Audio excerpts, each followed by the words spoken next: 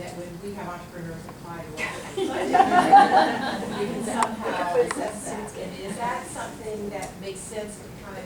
They would say it's a perfect application. I mean, you know, and Andrew, you may say no, because these are, again, are more experienced people. But the way those things work is, again, it would be, you know, you all identifying of the people you've worked with, who are the, you know, most successful entrepreneurs who have really demonstrated success. And you get 30 of them or 50 of them to go through the series of tests, whatever that is, and you'll get a profile.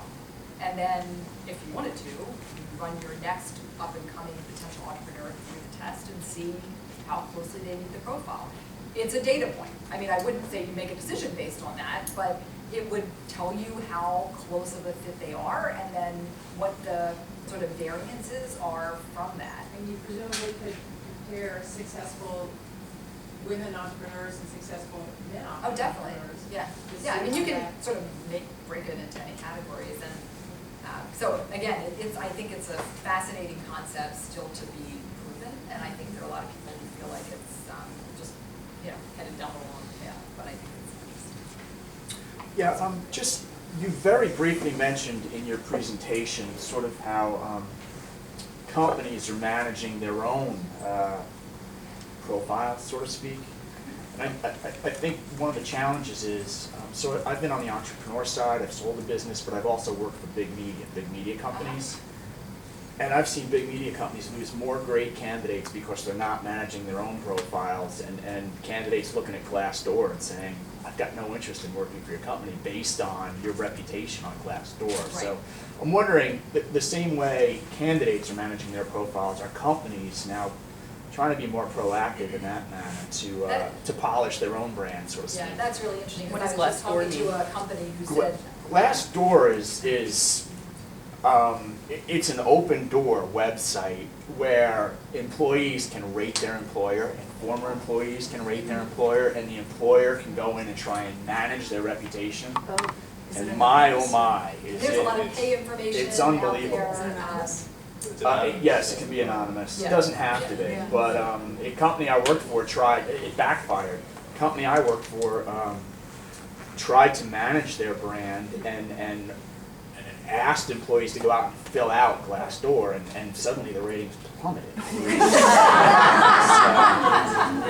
careful what you're asking. Yeah. But interestingly, with companies managing their own LinkedIn sort of profiles, LinkedIn's doing actually a lot more work with that. So Yeah. they're sort of collecting a lot of information. I was just talking to a company, I can't think who basically said that they're working with LinkedIn to kind of analyze their own profiles, and apparently now there's like certain tools out there that can tell you the probability that someone's actually looking for a job based on their activity.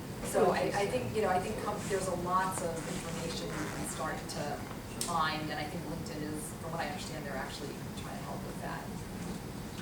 Yeah, I just wanted to say one thing about Lorna's question.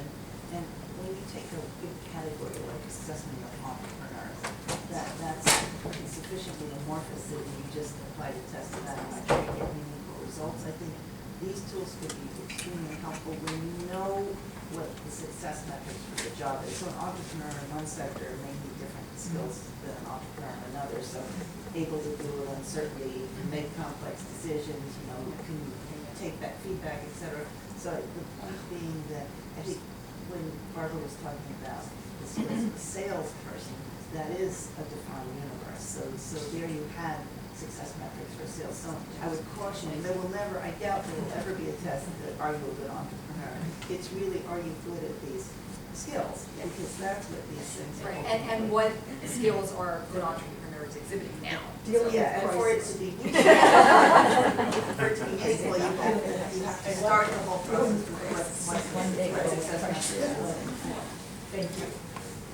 We have time for one or two more questions. Yeah. So. I was really more to go back to your point. I'm a university professor, and we're actually using the Gallup test for entrepreneurship on our students between now and the fall. So we're hoping to have enough data to see what they think they've created in terms of this is what an entrepreneur, essence of entrepreneurship is about.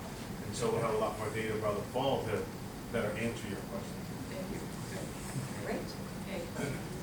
long time LinkedIn had no women on its board, and now they have one.